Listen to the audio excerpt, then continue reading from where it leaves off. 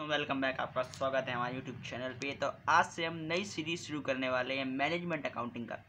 Partnership के हमने 2 video complete कर लिए थे, बाकी के वीडियो हम बाद में कंप्लीट करेंगे। पहले मैनेजमेंट अकाउंटिंग खत्म कर लेंगे।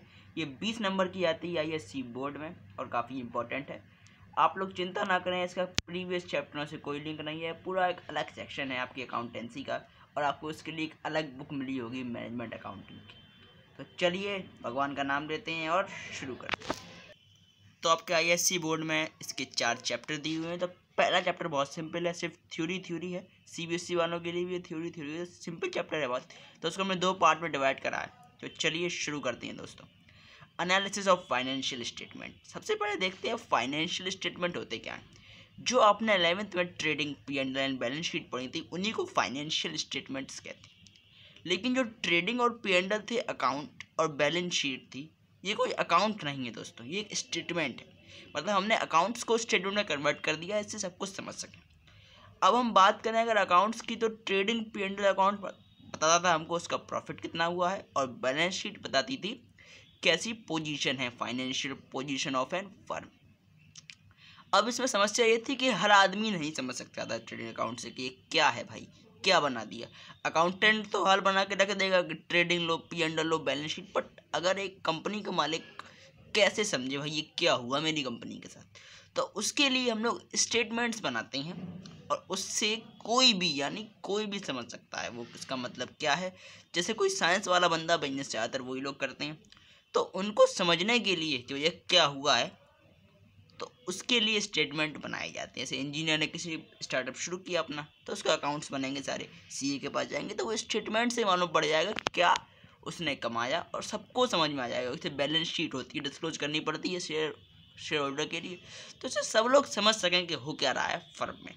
तो आइए इसकी देखते हैं डेफिनेशन। तो analysis of financial statement a systematic process of critical examination of financial information in the financial statement to make decision regarding the operation of enterprise. का मतलब देखो सिंपल है कि फाइनेंशियल स्टेटमेंट जो बनते हैं ट्रेडिंग P&L बैलेंस शीट, उसको analyse करते हैं जिससे हम कुछ रिजल्ट निकाल सकें कि हमने ट्रेडिंग P&L बैलेंस शीट बनाने से क्या मतलब निकला, क्या है, मतलब उससे फ़ायदा क्या हुआ, हमारी कंपनी के प्रॉफिट कितने हैं, और कंपनी की पोजीशन, फाइनेंशियल पोजीशन कैसी है, स्ट्रांग है, मजबूत है, क्या है। तो जो चीज़ हमने बनाई है उससे अर्थ या मतलब क्या निकला, इसलिए हम इसको एनालाइज करते हैं।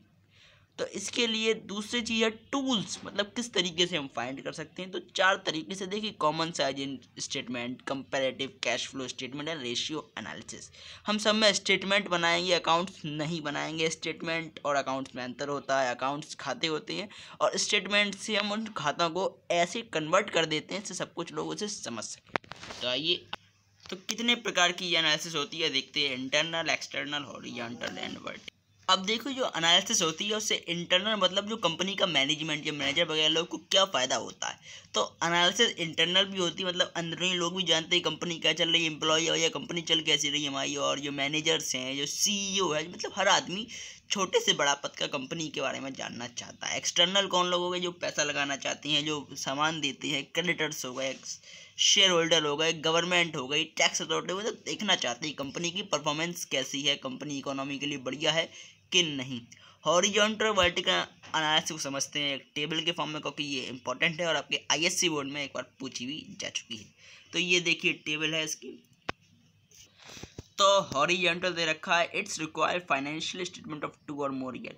देखो हॉरिजॉन्टल में क्या करती हैं, हम फाइनेंशियल स्टेटमेंट ले लेते हैं 2 से या 4 साल के लिए, ठीक है। और हम क्या करती हैं, सेम आइटम को प्रीवियस ईयर से कंपेयर करती हैं। समझ गए, मतलब देखो जैसे कि ईयर 2020, 22 और 21 ले रहे, तो हम देखते हैं हमारा नेट प्रॉफिट कितना रहा, 2020 में कितना, 21 में कितना, 22 कितना है। तो इसके लिए हमें जो फाइनेंशियल स्टेटमेंट, मतलब ट्रेडिंग P&L बैलेंस शीट चाहिए होती है 2000 साल के लिए। और मतलब हम क्या करते हैं, एक ही चीज़ को कंपेयर करती हैं साल के लिए। जैसे नेट प्रॉफिट हमने ले लिया, 2020 का किया, 21 का किया और 22 का किया। It is generally used for time series analysis, मतलब समय की जो एनालिसिस होती है, नहीं 2020 में हम कितना कमा रहे थे और 22 में कितना कमा रहे हैं। अब बात कर लेते हैं वर्टिकल की।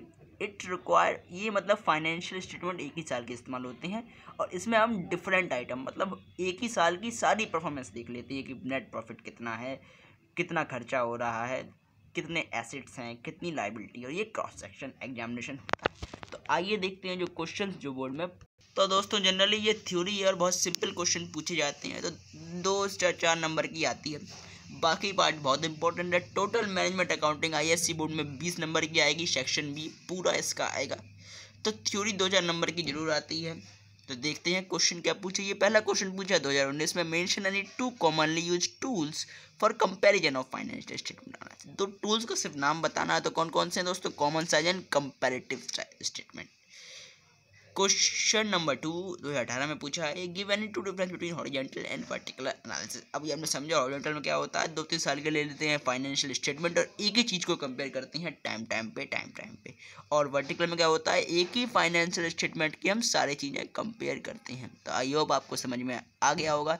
बने रहे हमारे साथ और धन्यवाद वीडियो देखने के लिए। इसके अगले पार्ट में हम 3 टॉपिक कवर करेंगे, इसके ऑब्जेक्टिव्स, इसकी लिमिटेशन और कौन कौन इसे देखना चाहता है। यानी 2 पार्ट में chapter number 1 of management accounting खत्म हो जाएगा।